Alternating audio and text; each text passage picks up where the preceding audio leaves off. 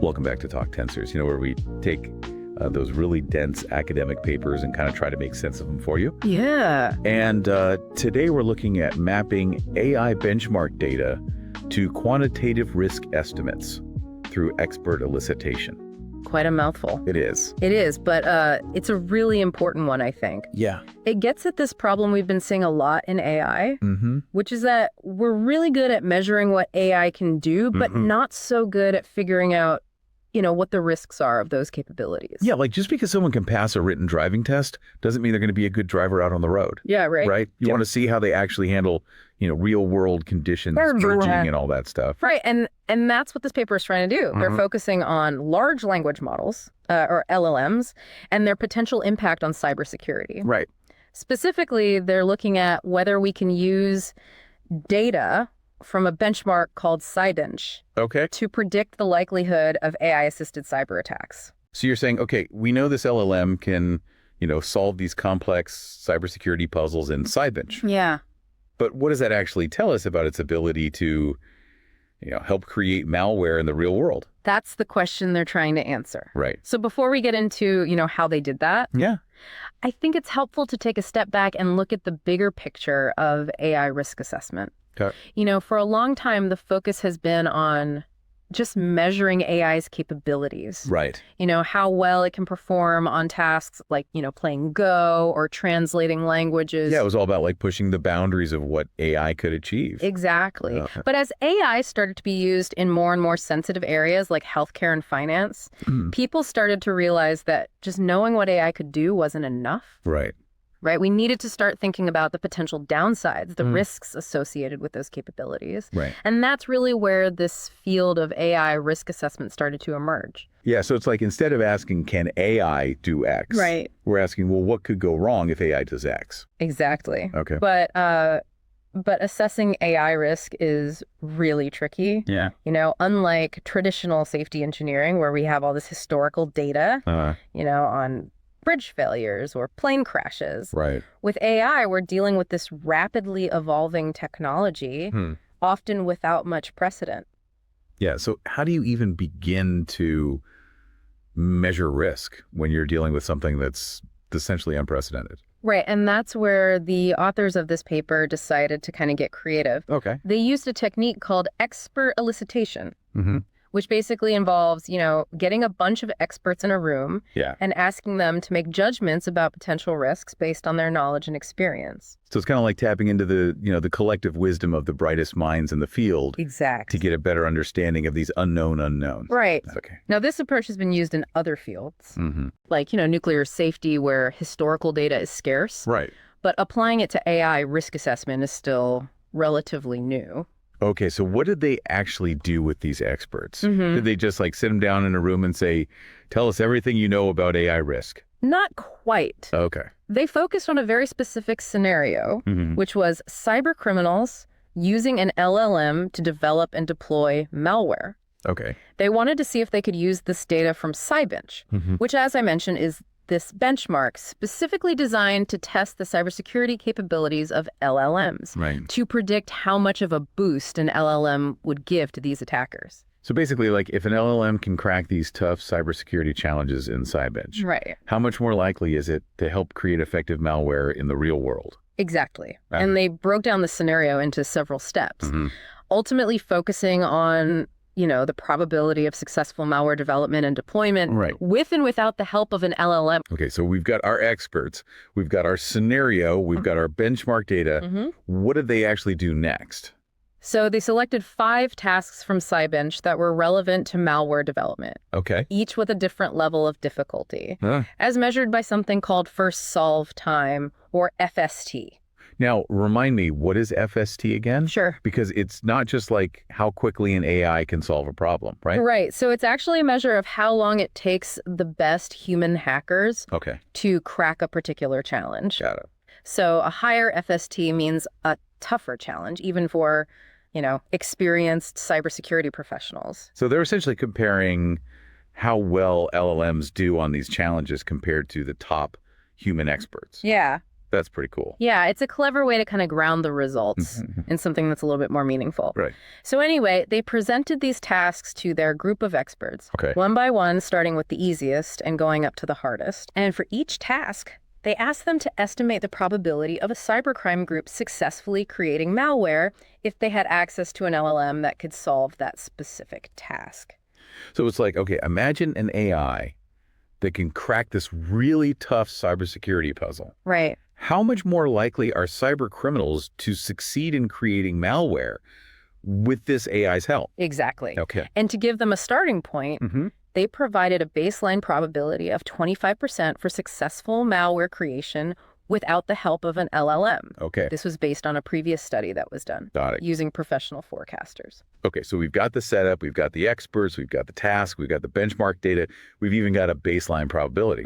What did they find? Well, was everyone in agreement? That's where things get really interesting. Oh, I bet it gets complicated. See, the experts didn't always see eye to eye. Tell me more. Okay, so as we were saying, the experts in this study, they didn't always agree on how much of a boost an LLM would actually give to these cyber criminals. Right, because translating a benchmark score, into like a real world probability of something as complex as malware creation is not exactly straightforward. It's not a one-to-one mapping. Yeah. And that's really where the disagreement comes in. Yeah, it makes you wonder, like, what factors were driving this disagreement, Yeah, well, let me give you an analogy. Right. Imagine showing a group of chefs, a brand new high-tech oven that can perfectly bake a souffle. Okay. And then asking them, okay, how much does this oven improve your chances of preparing a 5-star meal? Right. Some chefs might say, oh, it's a game changer. Yeah. This is amazing. I can finally get that souffle perfect every time. Right.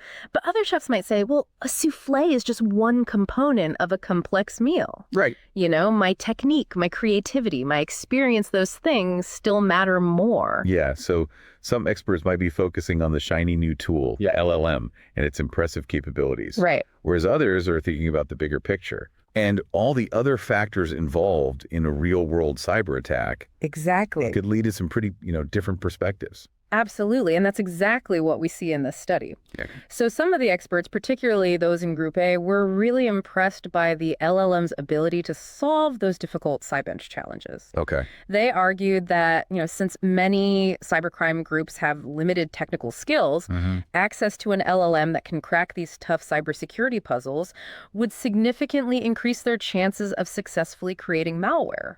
So Group A is basically saying, give a mediocre hacker a powerful AI tool. Right. And suddenly they become much more dangerous. That's their argument. Yeah, okay. So what about Group B? Did they kind of push back on that? Yeah, Group B was much more skeptical. Okay. They argued that while these CTF challenges, they're good for testing specific technical skills, real-world malware development is much messier. Right. It involves a lot of interconnected problems, not just these isolated puzzles like you might see in a CTF. And they pointed out that, knowing how to effectively use an LLM in the context of a real cyber attack is a skill in itself. Right. Just having access to the tool doesn't guarantee success. It's like having all the ingredients for a gourmet meal, but not knowing how to cook. Exactly. Right. And they also raised this concern that some Sidebench tasks might have a high FST. Okay. Not because they're inherently difficult from like a general AI capability standpoint, but because they're tedious or they require very specific knowledge. Okay, that makes sense.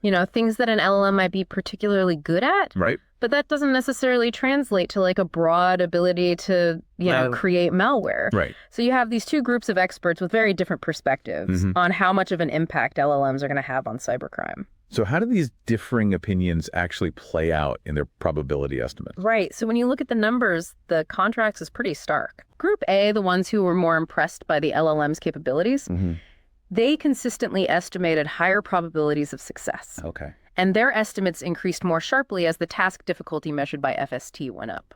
So the better the LLM did on those tough Sidebench challenges, the more concerned they became about the potential for these AI-assisted cyber attacks. Exactly. They saw a clear correlation there. Okay. Group B, on the other hand, their estimates were lower overall, and they didn't increase as dramatically with increasing task difficulty. Okay. They saw the LLM as providing a more limited boost to these cyber criminals, even when it could solve those challenging tasks. So who's right? Right. Is it Group A with their more alarming predictions? Or is it Group B with their more cautious approach? That's the million-dollar question. Yeah. And unfortunately, there's no easy answer. Right.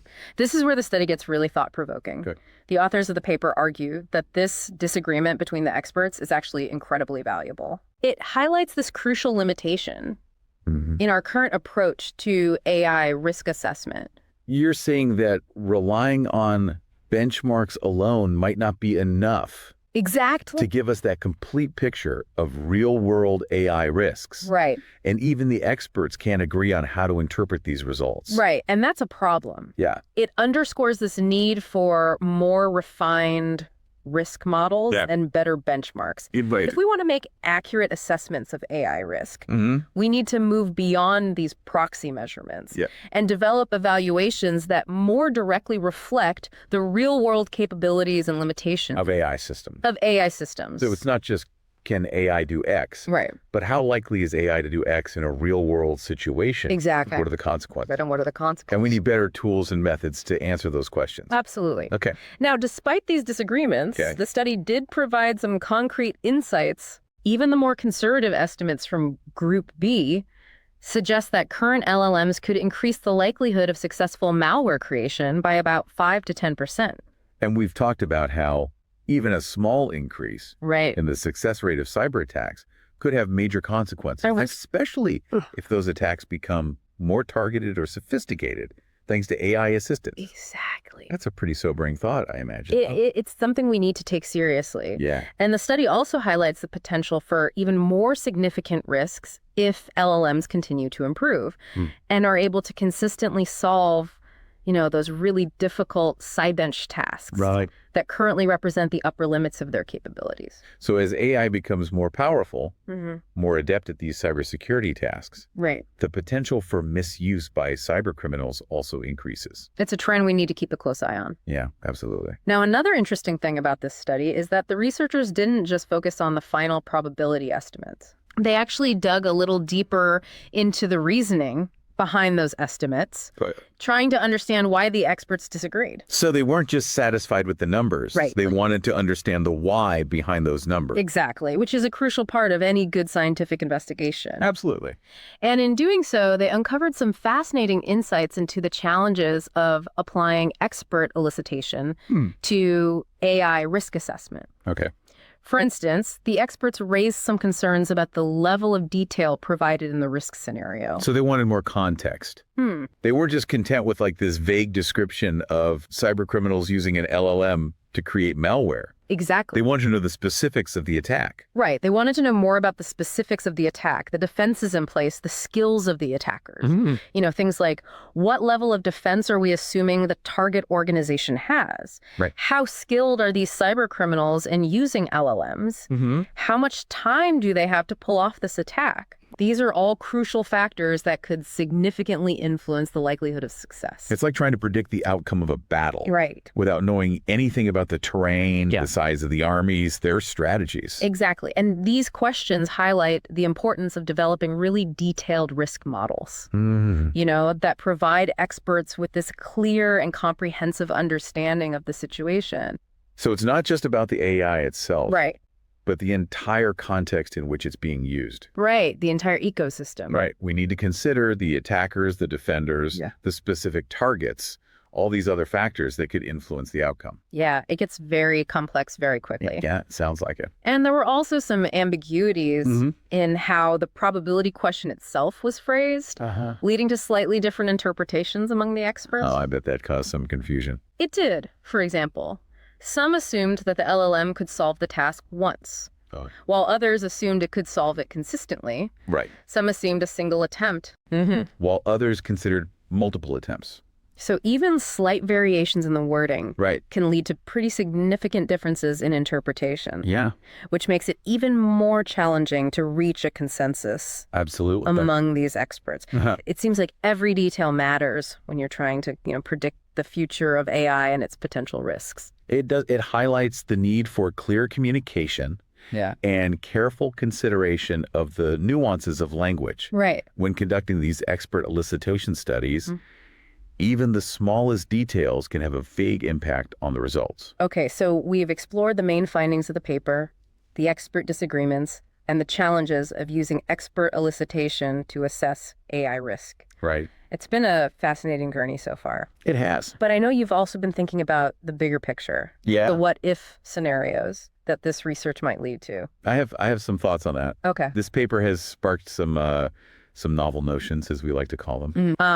That I'd love to share with you. Okay.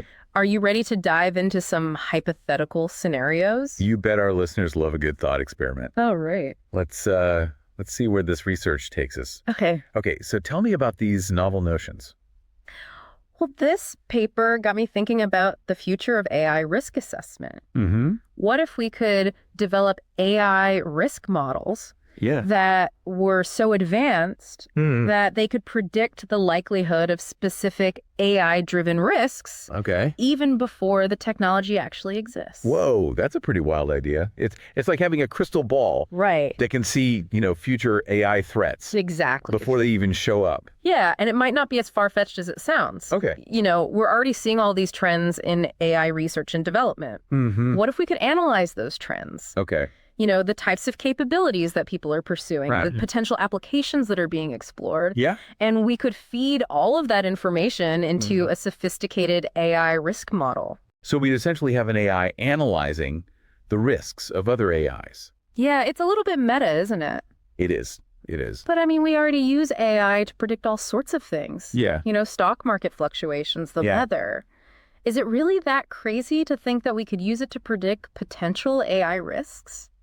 Okay, yeah, I'm starting to see the possibilities here. Right. So let's say we have this super smart AI risk model that's constantly monitoring the landscape of AI development. Yeah. Looking for patterns, red flags, early warning signs of potential harm. Exactly. What could we actually do with that information? Well, here's where it gets really interesting. Okay. What if we could use those predictions to inform proactive regulations and safety measures? Okay. Imagine being able to anticipate and potentially prevent harmful AI applications before they even emerge. That would be huge. I mean, we could help steer AI development in a more, beneficial and responsible direction from the very beginning. Exactly. Instead of reacting to AI risks after they've already caused harm, we could potentially get ahead of the curve and mitigate those risks before they become a problem. But wouldn't that risk stifling innovation? Right. If we're too focused on preventing,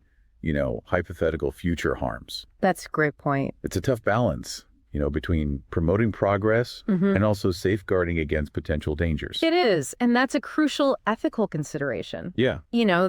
These predictive AI risk models wouldn't be about shutting down innovation altogether. They would be about providing valuable data and insights to inform those tough decisions about where to draw the line, how much regulation is appropriate, what safeguards are necessary. So it's not a foolproof system. No. It's more like a sophisticated early warning system that can help us make more informed decisions about AI development and deployment. That's a great way to put it. Okay. It's about understanding the potential risks and benefits of AI and finding ways to maximize the benefits while minimizing the harms. And it's a reminder that AI risk assessment is an ongoing process. Absolutely. As AI evolves, so too must our methods for evaluating and mitigating its risks. Couldn't have said it better myself. All right, so these novel notions are just speculative ideas. Of course. We're not claiming to have all the answers. No, this is just for fun. But hopefully they've sparked some interesting thoughts and questions. Exactly. They definitely have for me. And I think that's what makes this whole, deep dive so fascinating. It encourages us to think critically about AI, its potential and its risks. I think the key takeaway here is that AI risk assessment isn't just about measuring benchmarks and crunching numbers. Right. It's about understanding this complex interplay between AI capabilities, real-world context, and human intentions. Right. It's about anticipating potential harms, developing strategies to mitigate those harms, and ultimately shaping the future of AI in a way that benefits all of humanity. And on that note, we'll wrap up this deep dive into the fascinating world of AI risk assessment. I hope you enjoyed it. We hope you found it informative and thought-provoking. Yeah, and be sure to check out the link to the paper in the description if you want to learn more. And as always, we'd love to hear your thoughts. Absolutely. What factors do you think are most important in assessing AI risk? Let us know. Yeah. Until next time, keep learning, keep questioning, and keep exploring the ever-evolving world of artificial intelligence.